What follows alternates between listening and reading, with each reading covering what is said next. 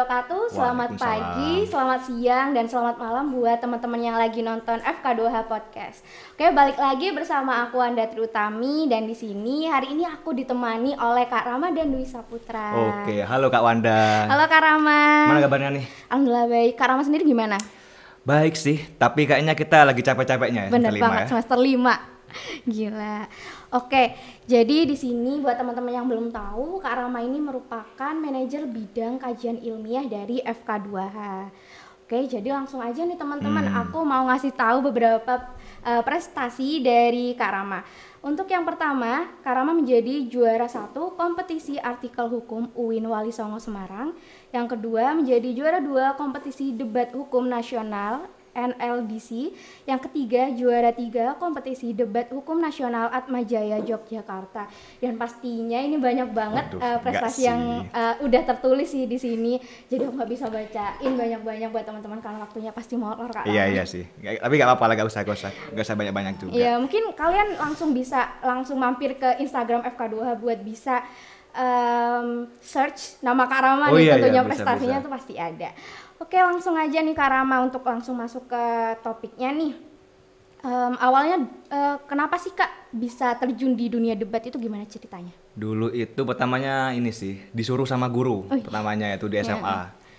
Lomba debatnya tuh bukan debat hukum sih dulu, debat bahasa Indonesia gitu kan, kayak bahas-bahas kasus-kasus yang ada di Indonesia, tapi tuh nggak ada hukum-hukumnya sama sekali. Tapi di lomba debat itu aku cuma kayak menang di semifinal, menang di final tuh cuma nggak nyampe juara gitulah pokoknya tuh.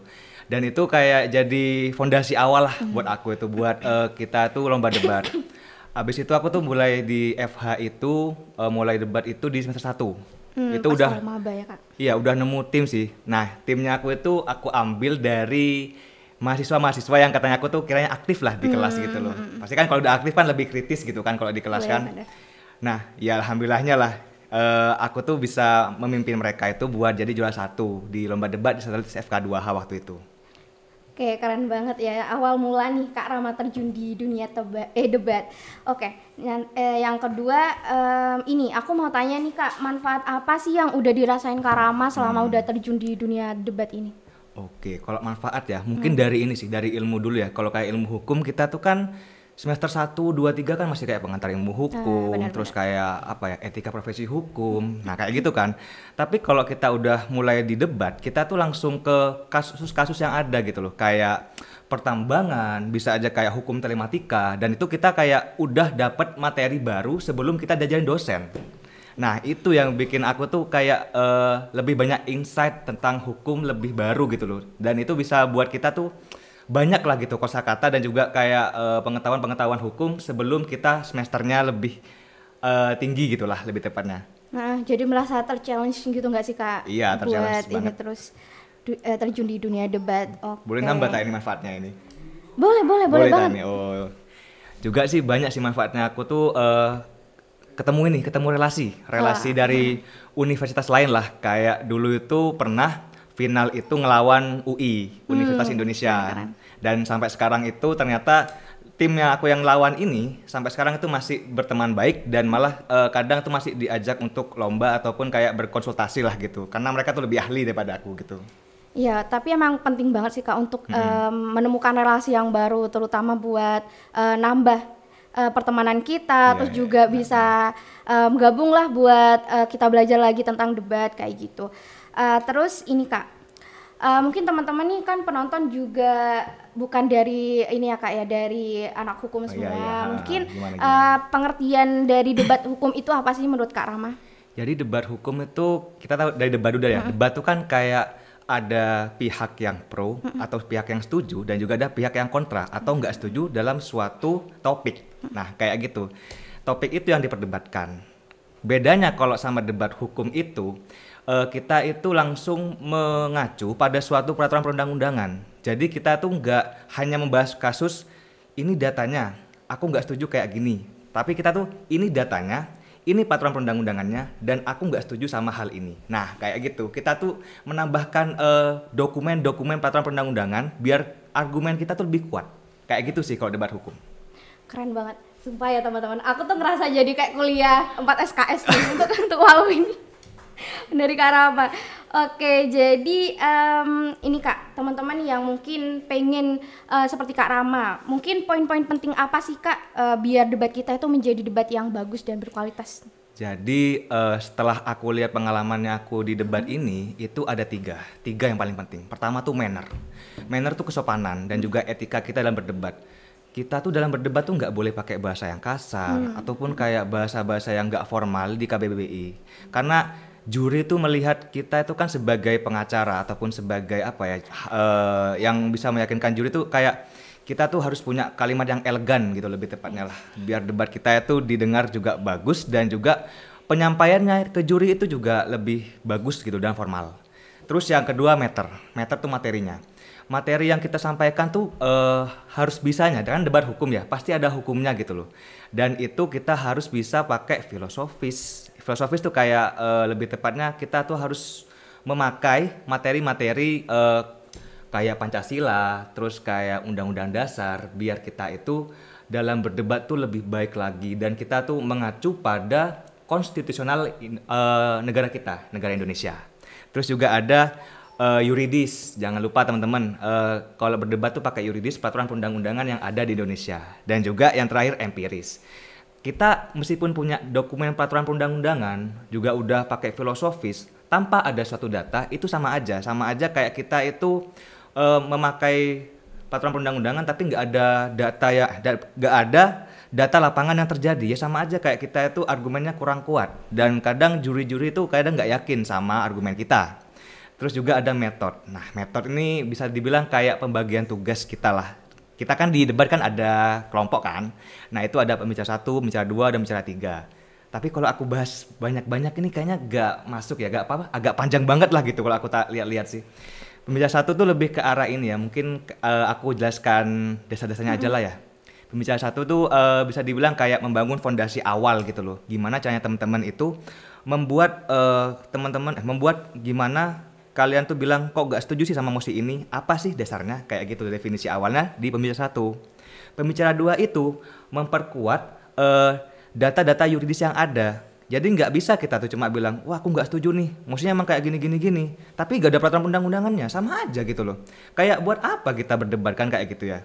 Terus juga pembicara ketiga itu harus bisa menambahkan data-data lapangan yang terjadi tentang topik tersebut, sehingga kita itu bisa bisa lebih bagus lah argumennya gitu loh. Nah kayak gitu, ada manner, meter, dan juga metode di debat itu. Oke, bisa dicatat ya teman-teman. Sayang banget sih tadi aku nggak bawa list-listan Kak, tahu gitu langsung nulis gitu ya. Bawa anu tadi ya kalau gitu iya, ya. harusnya gitu sih. Oke, gini Kak, dari debat sendiri tuh kan pasti ada yang berkelompok ya Kak ya. Iya, iya. Nah itu gimana sih Kak Rama buat ngatur kelompok itu secara dari teamworknya gitu, menurut Kak Rama itu gimana? Pastinya kan kalau kayak tim itu nggak bisa ya kita tiba-tiba langsung chemistry-nya bagus gitu ya. Pasti kan kita tuh langsung kayak bertengkar dulu atau kayak banyak dramanya lah pokoknya namanya tim ya. Pastinya kita tuh melalui drama-drama yang ada dan juga yang paling pasti itu adalah profesionalitas yang kita harus buat. Kalau emang masalahnya masalah pribadi ya jangan sampai masuk ke tim gitu loh, kayak gitu kan.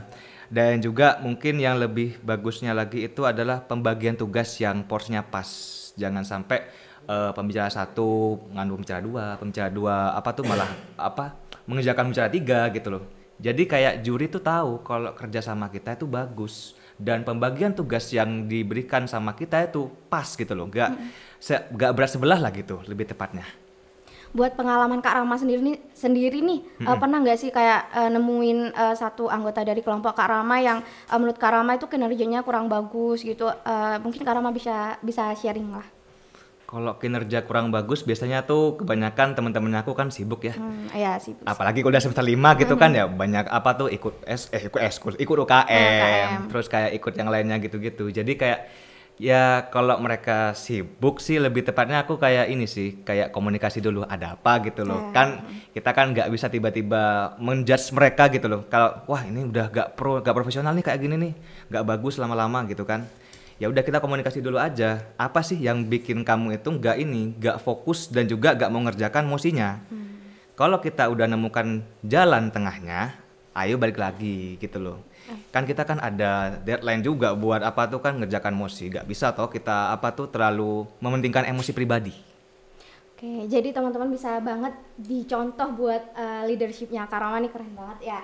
Oke, jadi sekarang aku mau nanya lagi nih Kak, tentang tips and triknya Kak Rama untuk pas lagi berdebat, gimana tuh Kak?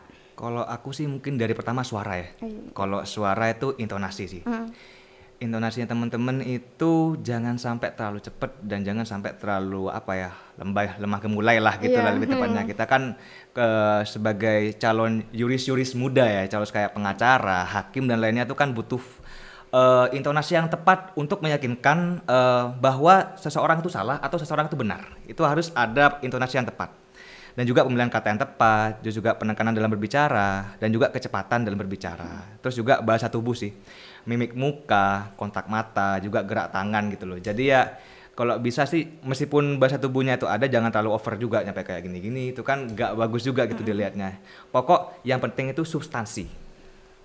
Oke nih yang terakhir nih teman-teman. Gimana? Ini Kak, motivasi nih mungkin teman-teman yang butuh banget motivasi buat ikutan debat nih dari Kak Rama sendiri. Kalau dari aku sih motivasi ya, lebih tepatnya ini. Aku tuh mesti pakai jargon ini sih. When there is a will, there is a way. Dimana kita ada suatu keinginan, pasti kita ada suatu jalan.